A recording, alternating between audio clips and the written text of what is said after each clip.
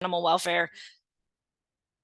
Yeah, thanks for hosting tonight and asking folks in animal welfare to speak, because I think now that I'm meeting more people who are working in veterinary social work overall, I'm finding out that our jobs differ based on where we are, and even where we are, it can differ on what your organization will allow you to do, because it feels like veterinary social work is still sort of growing. And I think in animal welfare, there aren't very many of us yet. So I'll introduce myself and tell you what I do at my shelter, which will differ from what everybody else does at their shelter.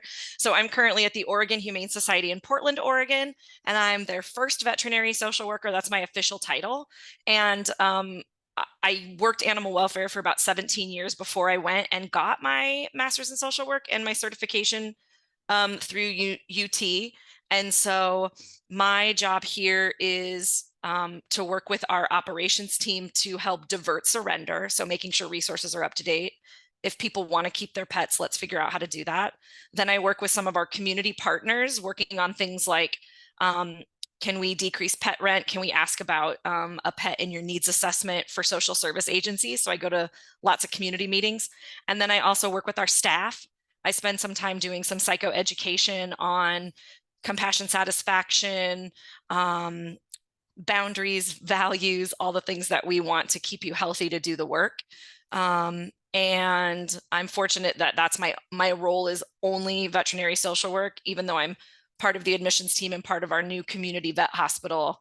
And some of the other people who are going to talk tonight are doing things that I am still hoping to do at the place where I am. So I'm excited for people to talk about what they do tonight.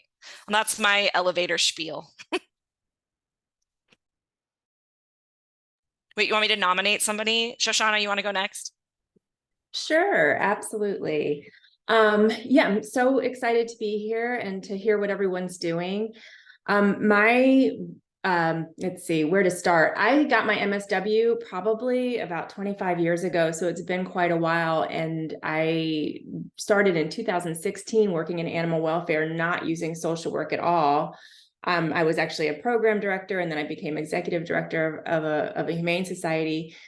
Then I moved and decided I kind of wanted to get more into social work, and so was really blessed that I knew someone who was an executive director where I moved of a humane society, and we were able to kind of create this job that I have together. So that was really helpful for me because I knew I wanted to work with outreach and work with clients and more the human side of animal welfare and looking at the whole family, that was very important to me. And so working with the executive director where I am, we just sort of started with that.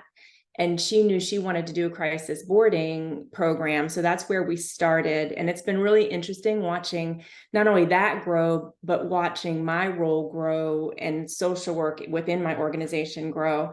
So we started off really with me focusing just on the crisis boarding and pet pantry, but we do have a low-cost clinic. So now I am working 1 day a week over at the clinic. Like Kelly said, it's a lot of working with community partners. I'm to the point now, several times a month, I'm meeting with human service organizations within our community. They're sending people my way, even if it's not necessarily something that my program can help with. But if it's anything animal related, I'm pretty much getting calls from people now of how to help people with their animals, which I'm actually thrilled with. I can throw them in the right direction that they need to go. So it actually works really well. Doing some staff training, did trauma-informed care training with our staff so that they'd be able to talk with the community using that framework. Just recently did some compassion fatigue training with our staff. So that was really exciting. And then I would say just really focusing on the clients and just making sure that people who walk in our door feel like they can express any issues that they're having and be treated with respect and dignity. That's my big thing. So that's kind of where I am. And then I can, I guess, I'll throw this to Jeff next. Excellent. Thank you. And I appreciate you guys inviting me to the meeting tonight. Very excited to join you guys. To tell you a little bit about myself, I finished my master's probably about 6 years ago now. When I finished grad school, I actually decided to go into a different direction and went into management where I was overseeing several escape rooms across the state of Florida. Long story short, COVID came along. It was time for me to make a change. So I wound up going to our local shelter here in Hillsborough County in Tampa, Florida. So I don't really have a technical title right now. I'm actually currently writing my job description. But I came in as a customer service supervisor, and I would say probably the first week there, I realized that if we're going to be setting our pets up for success, we also need to make sure that we're setting our people up for success too. Come June of last year, I was given the opportunity to take over our pet retention team and also our pet admissions team. So right now I'm kind of combining them together with a big focus, of course, focusing in more on the human component. So with pet retention, that's seeing what kind of resources we can link people up to in order to keep their pets in the home. I'm sure those of you that work in shelters right now know that that is a big struggle. We probably have about 5 to 10 people a day coming to the shelter to try to surrender their pets. And this is in addition to the email requests, the phone calls that we get, that kind of thing. Same thing for the admissions team. I think it was this past Monday where we took in about 50 animals. And again, there's a big push there. We started our Find or Foster program. So if we can get help in the community to shelter these pets outside of the shelter, that's really the best option because we've been fully over capacity for probably about the last 5 months.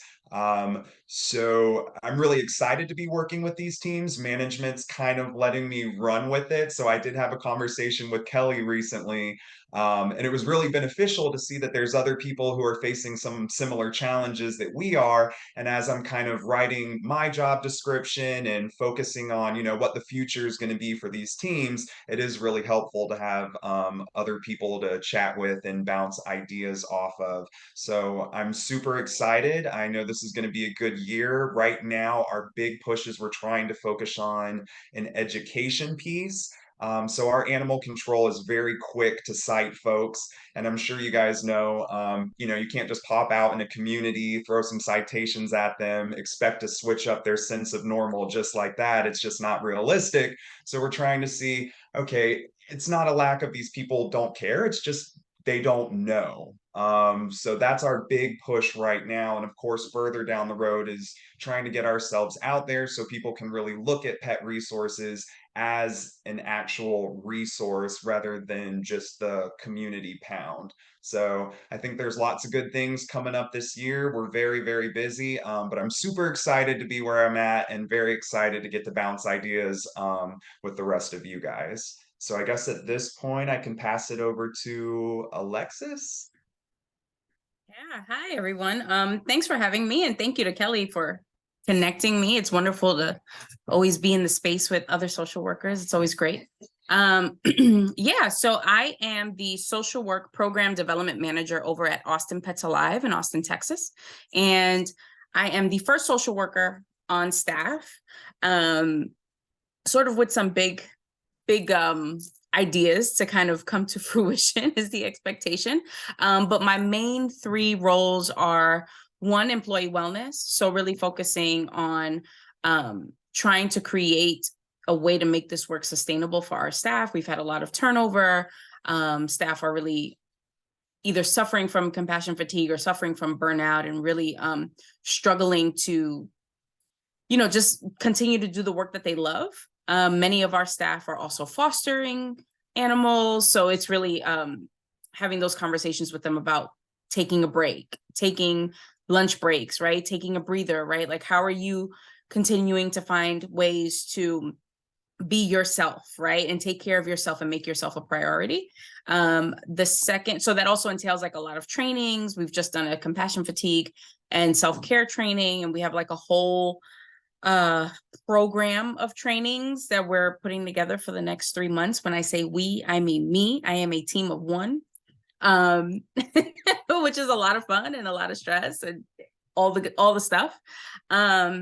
The The second thing, second part of my role is to build out a social work internship program.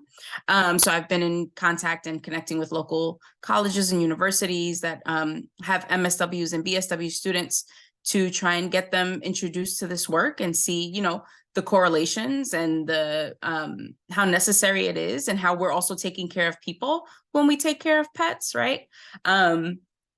And so we're working on that. And then the third aspect of my work is that we are kind of figuring out, right, how do we continue to be a presence in the community? How do we continue to educate people, sort of like what Jeff was talking about, right?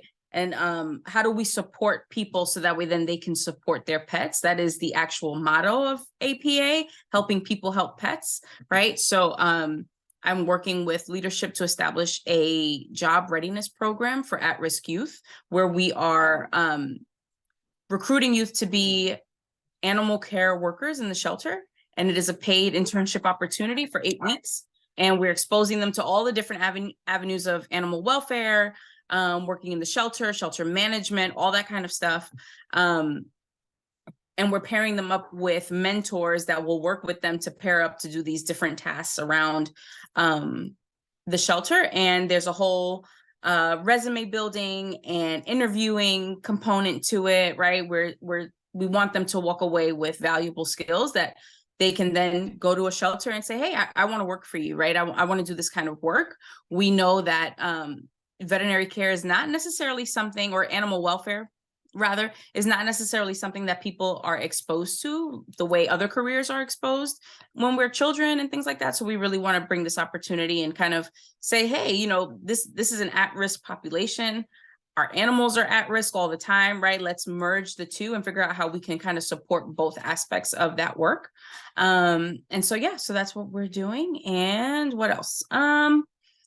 Yeah, and a lot, again, supporting the staff and trying to figure out, you know, that those community partnerships, building up those connections, letting people in the community know, hey, we're around.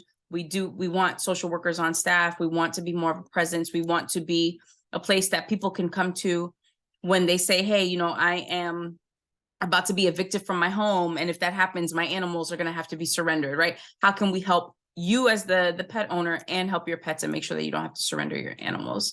So that is my spiel. Alexis, I'm jealous as hell of that program of just like job shadow and figuring that out. That is, I hadn't even thought about that. Yeah, it's still in the works, right? I was really hoping to kick off at the end of this month, but HR kind of reeled me back in and was like, wait a minute, sister, we got some things to talk about. But it's really exciting, and I'm happy to talk more about it and definitely, like, you know, replicate it if other people are interested in doing that and kind of sharing my secrets and know-how and all that kind of stuff. I think it's really going to be awesome. So much goosebumps. Yeah, I do too. And we're all talking about DEIB work. We're all talking about what animal welfare looks like right now, which I feel like does mirror social work in a way where we talk about, like, there's a lot of people who look like me doing animal welfare work, but that's not the population that we work with most of the time either. And so it's very difficult. And in social work, I feel the same thing. Like, even in social work jobs that I worked outside of animal welfare, sometimes it felt like I was a middle-aged white lady trying to help someone who didn't look like me, who had struggles that I couldn't recognize. And so I'm so excited to hear about trying to be more inclusive, because some of the most interesting things that I went to last year for animal welfare were about frankly, white supremacy and animal welfare. And some of the things that we talk about in animal welfare, like, are very uncomfortable in that vein. So this idea that we, like, as the social worker, like, I do have the obligation to do more there. Like, I'm really interested in that. So I'm really rooting for that program. Yes, Nicely done. I agree. Thank you. That sounds fantastic. One thing that we're doing at my shelter that's trying to bring some of our clients back in and, like, empower them. So we did start, like, a volunteer program that's specifically for some of our lived experience. That's what we're kind of calling it, like, our clients, though, coming back after they're out of the program and being able to do some volunteer stuff, which of course, anyone can volunteer, but we're trying to make it just a little easier for them, a little like fewer hoops to jump through, and just making sure to like helping with transportation when we can, because that's a big issue. And in fact, this weekend we're having our first, it's a rescue readers group, but it's only for our either clients of our crisis boarding or outreach, or past clients. Like anyone who's been in either any of those programs can bring their children this week to read to the animals. And we're going to try to have that, at least once a month, just to like empower people to come back and still be a part of our, community, really, I guess. I think one of the harder things that I recognize with other social workers who are in clinics, if anybody's in a clinic, one of the things I think that mirrors the work everyone else does is this idea that trying to help people and their animals is really complicated. And sometimes you're the only person at your clinic or your animal shelter doing that work. So sometimes I run into this idea that the expectation of what I do is very different than what I actually do. And also that like, I might be a social worker, but I can't freaking fix everything right now. Like I can't make everything happen just because it's a social worker after my name. I don't like magically have secret social services that I have access to.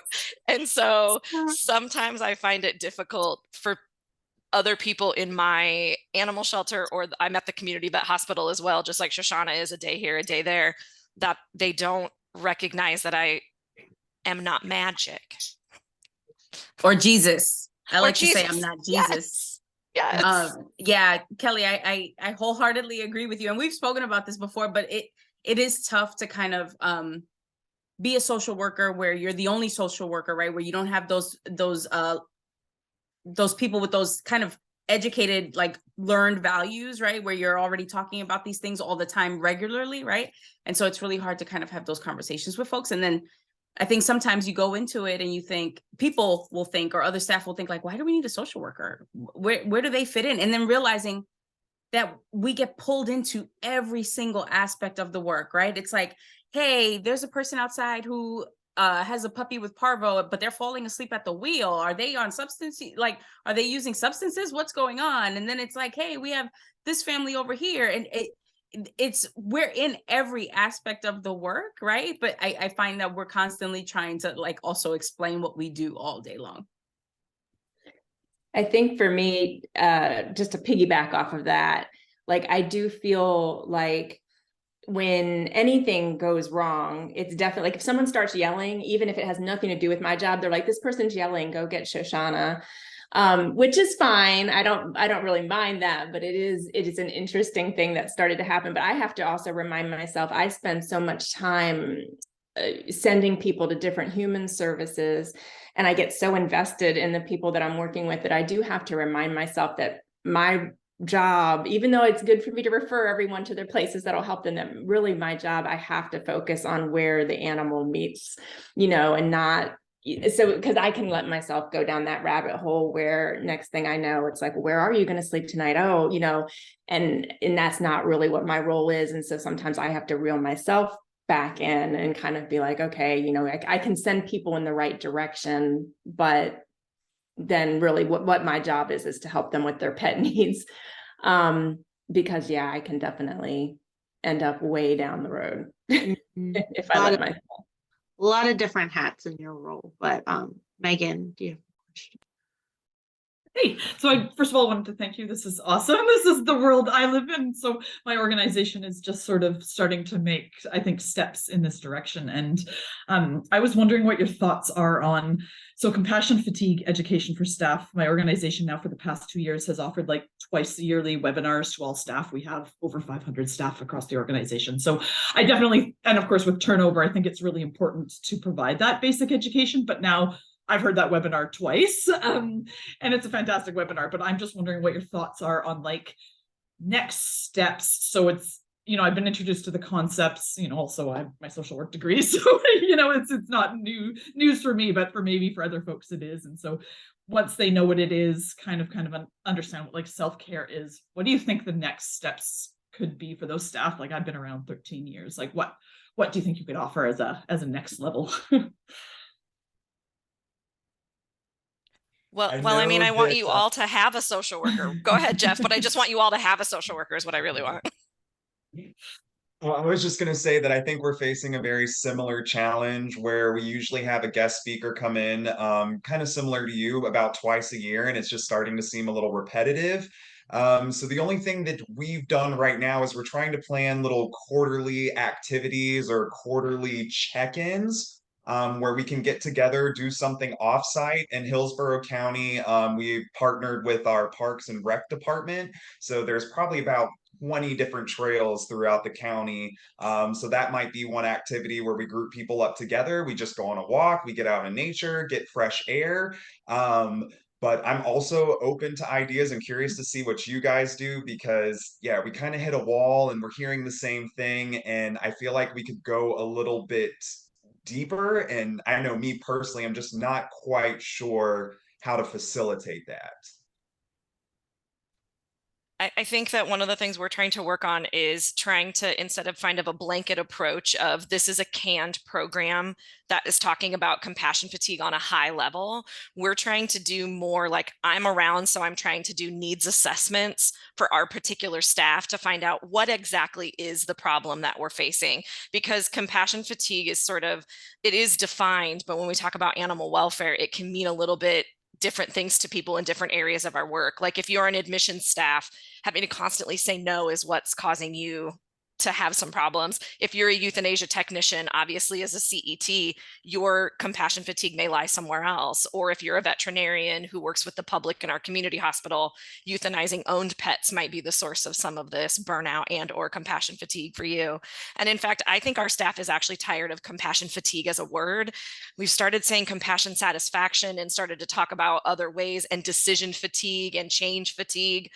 And so trying to do something where we get a needs assessment from the staff to know what is it you're actually talking about, because sometimes what we're actually talking about is problems with leadership or management, unclear communication, not having transparency, numbers that aren't the real numbers because I work inside this building and I know what we euthanize. Those are some of the things that are causing these rifts or kind of fractures in what we do, and we blanket that statement. So I think figuring out what the layers are underneath of it, and I don't know how you do that without having someone internally or someone who just is looking at your specific population to drill down on what that might mean.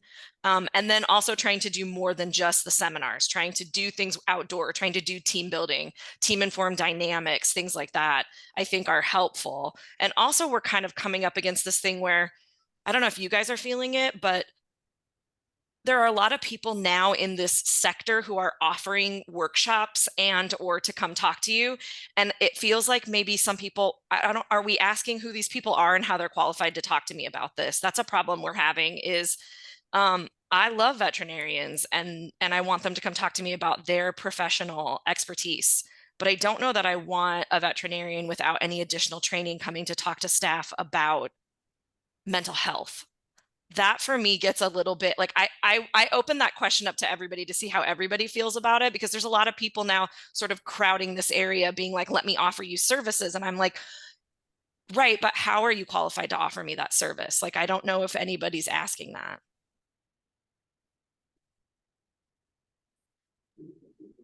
I know I don't there have. was- Oh, go ahead.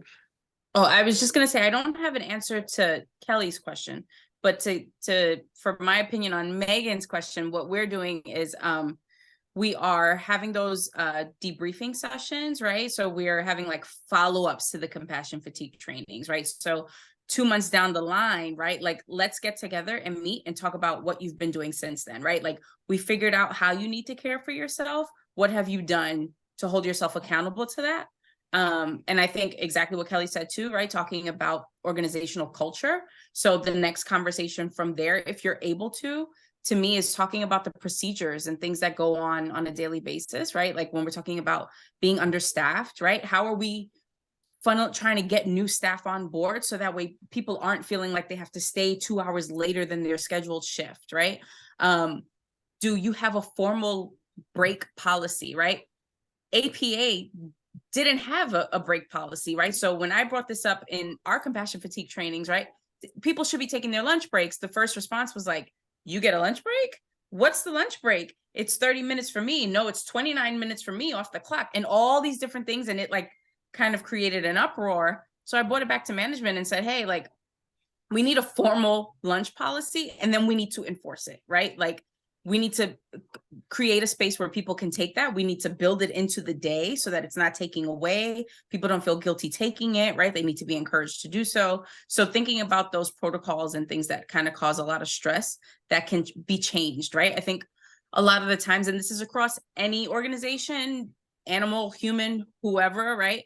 What happens is that you get caught up so much in the day-to-day or trying to like just make it to the next day that you forget that you have to go back and revisit some of the things that aren't working anymore, right? And figure out why they're not working and change them, right? Some of the things are really easy fixes, some of them are not, but some of them you can really kind of take some stock of the issue and go, oh wait, we could have fixed this like this. And also too, I think another good thing is that building camaraderie across teams is important. So at APA, what happens is our departments get so siloed in their work that a lot of the times they'll say like, I don't know what someone on dog team does, or I don't know what this person on cat team does. And a lot of the times, even though we're talking about two different types of animals, the problems are the same, right? The problems that you're encountering are the same. So maybe it takes a lot of like just connecting them to kind of say, oh, you guys are going through that issue too, but this is how we fixed it on our team. Maybe it works for your team. Creating space where people can kind of come together. And I think and also share that experience of, I'm feeling burnt out, I'm feeling really tired, I'm feeling really stressed. So that way people don't feel like they're on an island, right? Like you're not alone in this. You have people that you can talk to. I love that. And I will say, like, what's funny with this person who gives these trainings is from the animal welfare world. And so I do feel like, speaking to Kelly's thing, that this person is quite qualified. And I've heard her speak a number of times and I really enjoy it. But she gets to the part where she talks about like organizational responsibility. And I find it really interesting because it's like this awkwardness with it, because she doesn't actually delve too deep, because that's where I think the issues are. And this is put on by our HR department. And so I think she is really trying to sensitively walk that line about like not calling out the organization that's paying for her service to give this training. And so that's wonderful to point out that it could be a matter of looking at policies and stuff like that. And the debriefing later on, I think those are really great suggestions that could work for us, because I think that's where a lot of the issues are to do with some systemic problems, as they often are. I think that's often the case. And like, if you think about it, it doesn't do any good to enforce a lunch break if you aren't taking some of the work off of people. So they're not spending their whole lunch break worried about what they're not doing, so the breaks and all that is so important, but only if you make the other changes too, to allow people to actually take that time and not be completely stressed out. When we were doing our compassion training very recently, one of the things that I was looking into to kind of keep it going, not just the every 6 months training thing, is, getting either Headspace as an organization, or Insight Timer is actually free and it has a whole workspace. I've been like kind of going through and testing out all the different apps, because truthfully, like Insight Timer, like, if you get more, it's free, like, so anyone could use it, and you just invite people in from the organization. So once it has more than 5 people on there, it actually tracks like how much usage it's getting, and you can plan group things. So I mean, it's worth looking into for anyone who hasn't, because it's not really even an extra cost. So I think Headspace is an extra cost and Calm would be an extra cost, but Insight Timer is free. Insight Timer? Insight Timer. Yeah. My old yoga teacher recommended it to me, and then I never used it. I'm like one of those people, put it on my phone and then never used it. So now that I'm trying to play around with all the different ones, I've actually been using it. It's been really helpful, but we haven't really rolled it out to the whole staff yet, but it's going to be coming soon. And I was telling them all about it. They seem pretty excited to be able to plan group. We can plan group meditations and group movement things. Like it's just kind of cool. And then it tracks it all for you too. So worth looking into.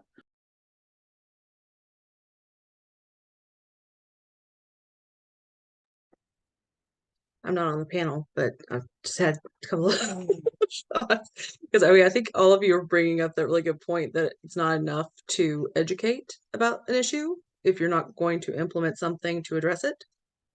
And you're also addressing this fact that it's not just compassion fatigue.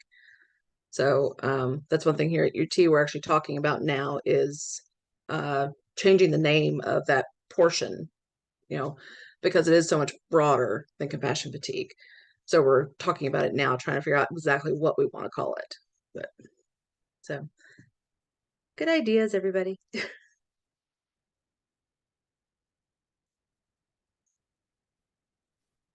I think one of the questions or insight that I was always interested is like the social work embedded in shelters versus social work embedded in veterinary offices. Like, do you guys have you had those conversations of like comparing and contrasting? Like, I imagine just the little work that I've done in the shelter arena is like, I feel like moral distress is a little higher and secondary trauma is a little bit more significant. I didn't know what.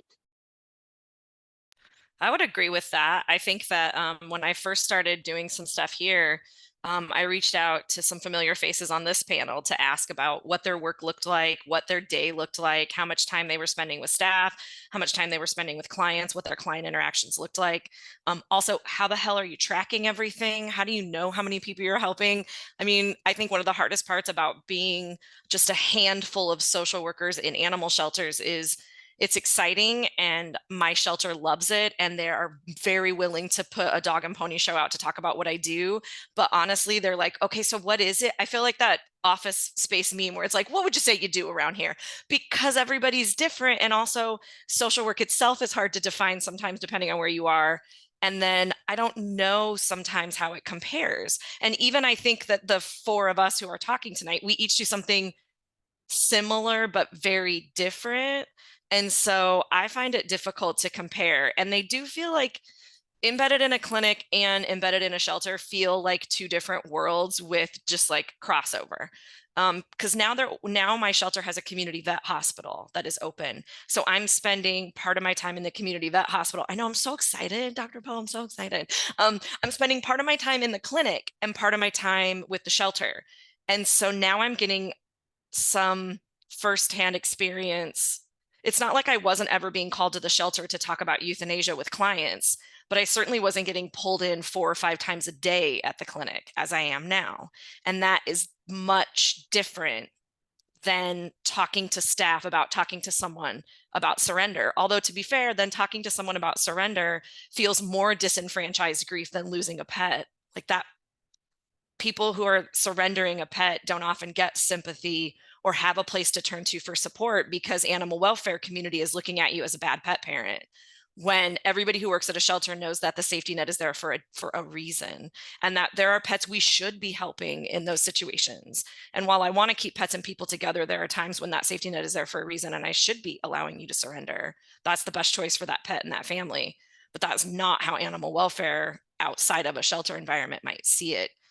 And so, yeah, I feel lucky that there is someone in my community who works at a clinic. Well, there's 2 social workers in Portland who work at clinics. Dove Lewis is an emergency clinic that has a social worker and Northwest vet specialist. And we all talk together. And just recently we had overlap in a case where the social worker at the specialty clinic had to call our humane law enforcement team for a suspected animal abuse call. And that social worker and I talked about how to help the staff that we're going to see, all of us seeing this pet, and then also what that looks like for the clinic who hardly ever sees those cases. I mean, you do, but are you recognizing it, or are you seeing it and reporting it? And then also for our staff who might seem callous or flippant about that because we see so much of it, like how can our staff interact? So that debriefing was involved. And it was like, sometimes we looked across the table and it felt like we were speaking different languages. So I feel like a lot overlap, but different. I don't know how everybody else feels. That's interesting. I think right now, at least in my situation, it's kind of hard to say since this is all so new and management is very open to the idea of starting to focus more in on the human component. But I know what I struggle with sometimes is like, well, I guess I would put it as how far down the rabbit hole are we going to go? How far am I going to be able to work one-on-one with these individuals? Because also with the county, we have a social service division, we have aging services, we have housing services. So there's all these different departments that we can refer to. And it's just trying to figure out, what my role and what my team's role would be in that. I would say right now, the pet retention team that I'm working with, I very much so view them as case managers. I mean, they're initiating contact. There's a lot of follow-up. Sometimes some of these cases might linger on for 3 to 4 months where, they're touching base with them on a weekly basis. And right now, like I said, it's not diving in too much on the human component. Well, when I came in, I put together just a basic community resource guide for all the different agencies that we have in Hillsborough County. So at least we can provide that to people. The next goal would be, trying to make contact with these places so I could provide direct referrals to individuals. But the big focus right now for us is just on the animals' needs. So, if it's something that we can help out with medically, we're going to pull them in for that. But I would be curious to hear, other examples from you guys of, what all you do on the human side, because I am very fortunate that management is open to suggestions, and pretty much anything that I pitched so far, they've been willing to go with. But it's just figuring out, all right, how far do we go, basically. So it's very new for us on the shelter side of things. So I think that's interesting, just because I do have that same issue a little bit. As I like that where I'm working, they're very open, like where you're working, very open to me suggesting, or even as we go along, like, hey, this could be something that's incorporated into what you're doing. I think it's definitely, I've been there a year and a half. It's just been evolving and evolving and evolving the longer that I'm there.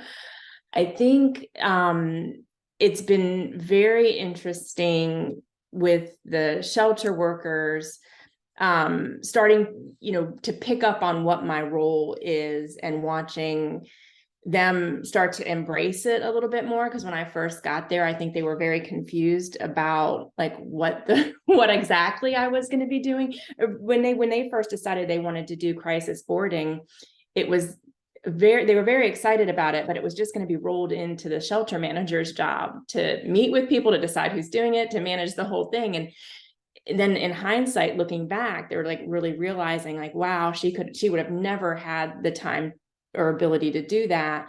And so it's been fun watching my job evolve, but also watching how other people are interpreting the things that I can be doing. Like, hey, we think Shoshana could help with this.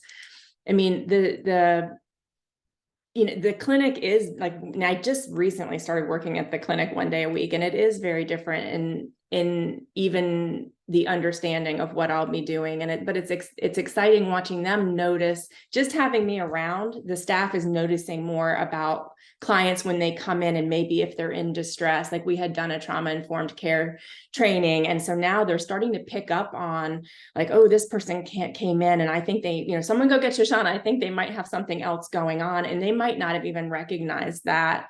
Like a year and a half ago, I'm getting calls from the clinic like, hey, this person came in, and can you call them, because I really think there's more going on here. And it's just really neat to see them embrace that and pick up on, what's going on, and understanding that, someone who's acting very agitated, that there might be something beyond that we need to look into. But yeah, like for me, I'm trying to keep it just to case management, like as far as, really, hey, recommending like, you can go here and you can go here, and then checking up, like, did you follow up with this person? Sometimes I'll be able to call someone if I know someone at that human service organization pretty well. I can kind of call and say, hey, this person, might need some help. But I try to keep myself in check and just remind myself that really I'm there for the pet part of it. But I do double check on people and kind of say like, hey, have you checked with this person, and this organization sounds like they might be able to help you, and that kind of thing. Because a lot of the times when they come to me, to be honest, they really haven't started that process. Like, I'm working with a lot of unhoused people, and they haven't necessarily started the process of even calling the hotline in our area, or figuring out what resources that they have. They're just realizing like, oh, I'm in my car and I have my dog and I don't know what to do. And sometimes really we're the first, like, I feel like by the time, I was kind of surprised because I would feel like by the time you're living in your car, you would have already called some human service organizations, but you'd be surprised at how many people don't even really know where to start. So they start with their pet. They really do. They're just like, wow, my pet can't live in my car with me long term. So now I'm calling you to help with my animal. And then I can kind of get them where they need to go. It's been my experience so far that a lot of the people that might need extra additional resources already have a lot of stuff in place. So if we're encountering people who are victims of domestic violence, they're saying like, hey, I need to get out. They've usually had the phone call already or done something. It's more like, now that all these things are in place and all these services are in place, none of them take my dog, right? Like, so now I need to find a place that's going to house my animal so that way I can safely leave or things like that. What we do have at APA is, we call it the PASS program. It's Positive Alternative to Shelter Surrender. And it actually just started out as like a Facebook page. And people will go on there and express like, hey, I need help rehoming my animal while I'm moving, or I'm being evicted, or all these different kind of wild areas of Texas that are very, really rural and don't have resources. We find that a lot of people from those areas are the ones reaching out to us to say, hey, like, I need, I'm being told I have to get, by my landlord, I have to get rid of my pet because they keep breaking into the house next door. But we're asking those questions. They're saying, okay, but what's the problem with the fence? Oh, the fence is broken and I can't afford to fix it.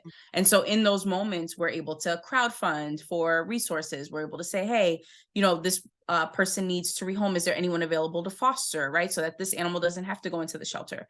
Can we raise some money to get some materials so that this person could fix their fence, right? It's all these different things, and really kind of throwing those issues back out into the community and kind of seeing who can help and who can do what before an animal even has to come through our doors.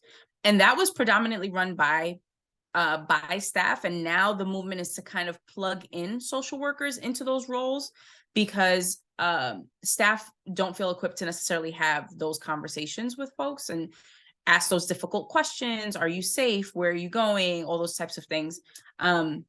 So I think there's a lot of space there to kind of also say like, hey, the community knows what's best for the community. Let's reach out to people in the community and see what we can do. Awesome. Liz. Yeah, so what I just wanted to mention more than anything is just from hearing what you're saying as like far as instituting new roles, building and developing your own roles yourself as far as what your titles are. One thing I wish I did before was collect more data, and data tells us a lot. It tells the agency, numbers are really important typically for stakeholders, who are providing funding. And in this, what you are doing for employee retention by helping the employees themselves, what you're doing for the pet parents and those who are owning pets. I wish there was a better way to kind of put on an Excel spreadsheet the data of what we do, in our agencies. And I think that collaboratively coming up with an approach that works for us to say, we've spoke to 35 clients this month, and these are the themes that we've developed from that, and this is where we're heading in that direction, can give us some data to show what we are actually doing, because that is priceless. And in the current status of social work in general and the pay rate and what the work we do, and the love and the passion we have for our profession is something in itself to be spoken of. But just hearing what you all are doing is inspiring to me as a new social worker. And I think you're worth all the weight in gold, and just having that data and just remembering to somehow write that down as you move through, producing what your role really is and entitles could be helpful to you. So I found for myself that data is what is allowing me to ask for more money in my role, to be allowing me to pay for money. my, degree as a 42-year-old in social work and already being in the industry for 20 years. So anyway, I really appreciate what everyone's saying. And the shelter work is so important and is tireless. And in my agency where I work, we are the hub for all of the pets that don't have owners or who get dropped off by the police. And oftentimes I find myself, because we are a private institution, however, we are the agency that collects or gathers all of the people and their pets and reunites or doesn't, or has to euthanize, whatever it might be. I have to remind the staff members that, yes, these are patients that don't have owners. However, it could be your pet that's out in the street that was lost. It could be, someone who might be without a home, that's their only friend that they have.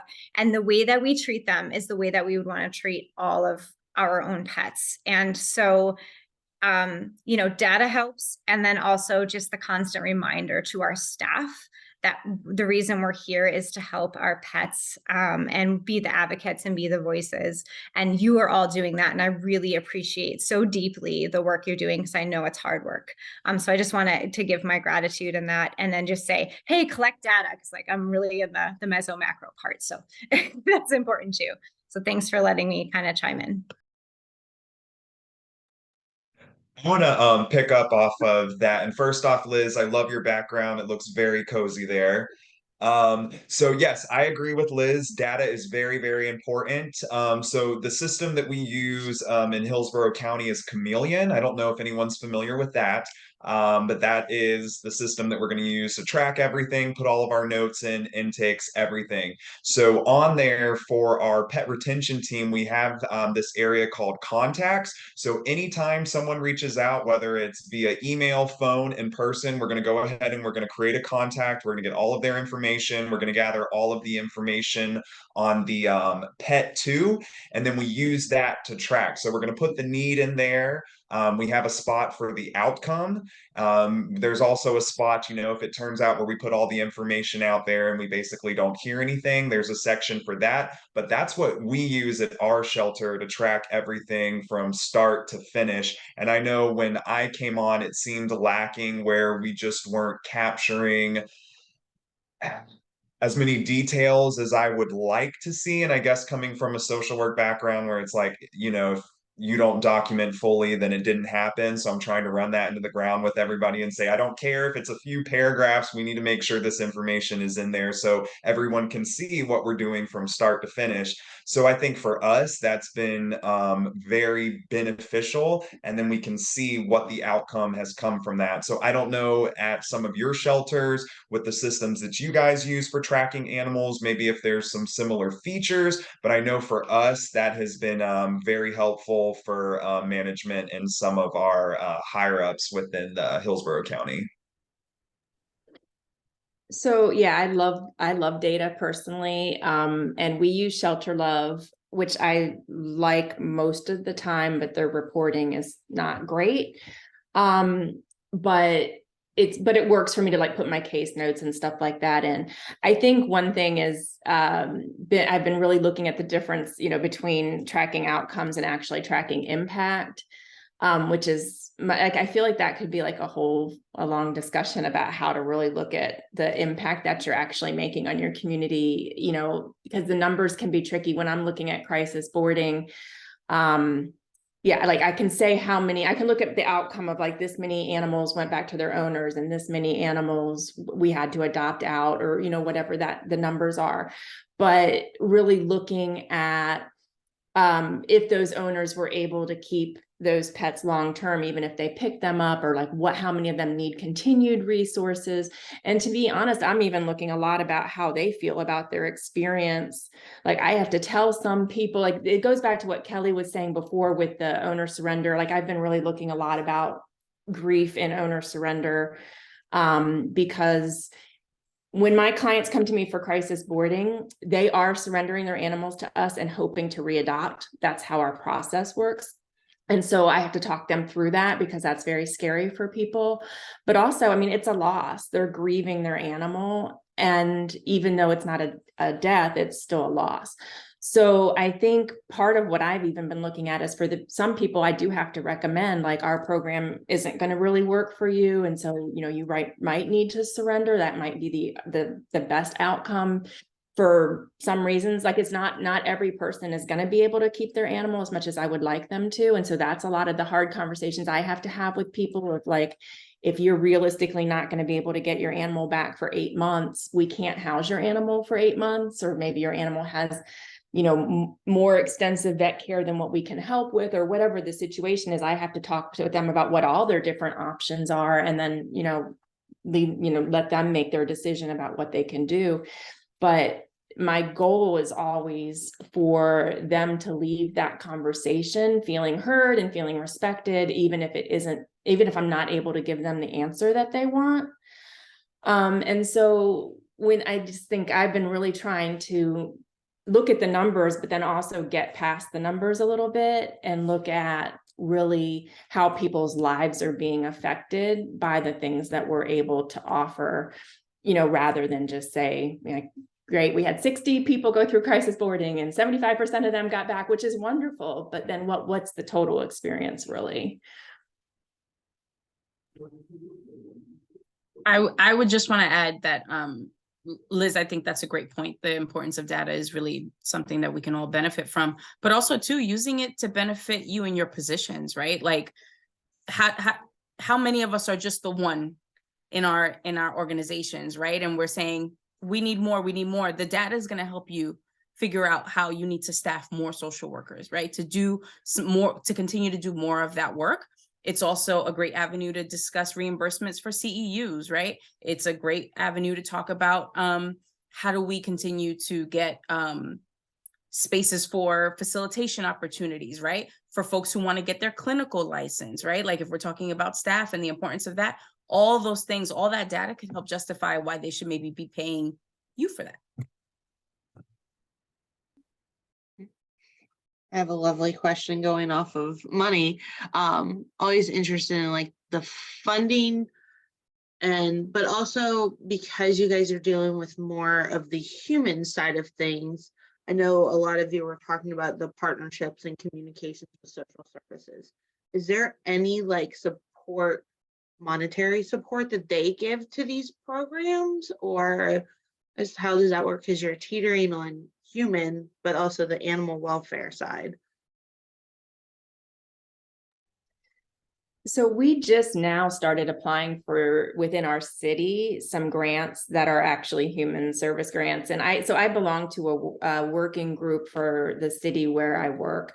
Like, I don't work for the city, I work for a nonprofit, but that city, Chesapeake, has a working group that's part of the city government that's called Chesapeake Thrives. And it's all about, it's housing, it's medical, but I'm on the housing working group because that most closely affiliates with what my interest is.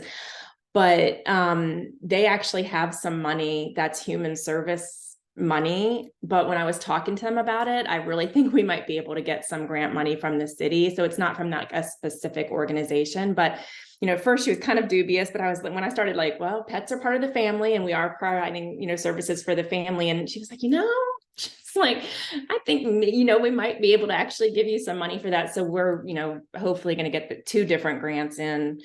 The actual organizations have not been funding us. We have been lucky to get a lot of grant money, for our crisis boarding and, even for our pet pantry and things like that. And actually, just recently, I even got some grant money that's going to be able to help me with some vet care. So that's exciting for me. So right now, yeah, largely operated by grants, which obviously doesn't fund my salary at all, but it has funded a lot of the crisis boarding. So that's been exciting. Nice.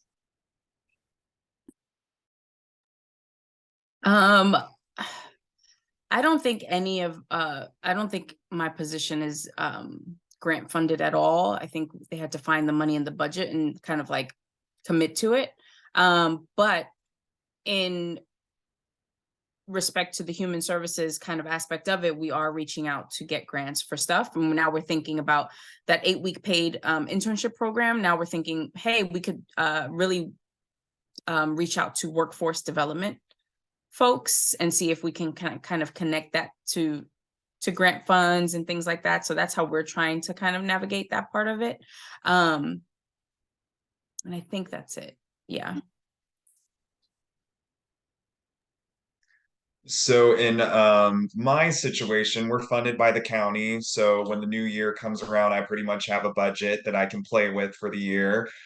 We also have a pet resources foundation, which that is really going to help out with animal needs. However, I'm currently working on putting together a presentation so I can speak to that committee and see, what we can do on the human side.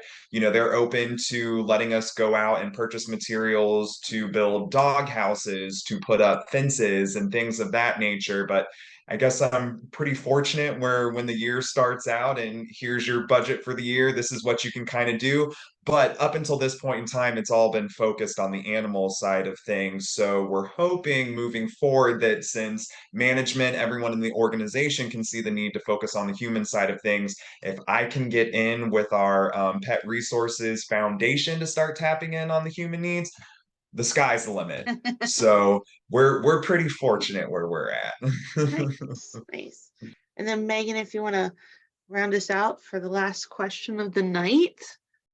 Actually, it was going to be a comment on the funding side of things. So my sort of torch that I carry is sort of the changing of the narrative. So within animal welfare, of course, we're funded largely by public donations, right? So we've traditionally sold our stories on villainizing people and portraying ourselves as the savior of animals. And so there's a worry within the movement as we switch to more of a human focus, is that we now have to start to tell the true nature of these stories, the both sides of the story, right? And whether or not are we going to lose those donors that sort of, those comments you see on social media that are like, let's do to the person what they did to that animal, not understanding what neglect actually comes from, right? That everyone's assuming it's all willful cruelty. And so to keep those people on board and to start to tell new stories, I think is the huge challenge. And one that we have to undertake. There's just no way around it, because I think what we've been doing for all these years is really wrong. So that speaks to the funding, that if we can start to, our rev dev team, like our revenue development team is looking at like a whole new way of marketing without also exploiting people's stories as well. So it's a challenge, but it's kind of exciting actually. Nice. Oh, love it. Well, I want to be mindful of everyone's time. I know it's late for some people. I do know for our shelter social workers, Lori, who actually was on and then popped off, she's been doing her lovely survey of getting kind of what is happening within the mental health VSW side. In the next portion of her survey is shelter work. So if you guys have any interest in helping develop some questions, she has asked me to ask the panel if they would be interested. I know Kelly will probably do it, but she hopped off.